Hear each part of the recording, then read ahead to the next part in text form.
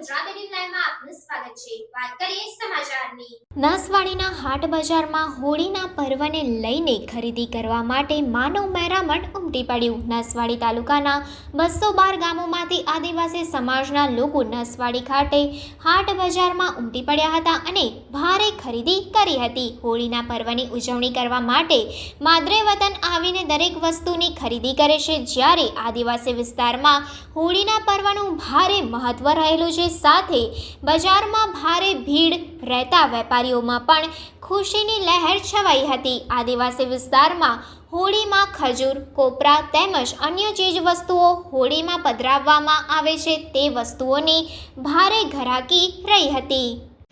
આજે નસવાડી તાલુકાની અંદર દર વર્ષની જેમ આ વર્ષે પણ છે ને હોળીનો તહેવાર બહુ ધામધૂમથી થયો છે અને પબ્લિક બી દર વર્ષ કરતાં સારી છે। 2-3 દિવસ પહેલાં પબ્લિક બી બહુ આવી છે કાઠિયાવાડથી, અને રવિવારે હાટનો બજાર છે અને બીજું કે હોળીનો તહેવાર પણ જોડે છે।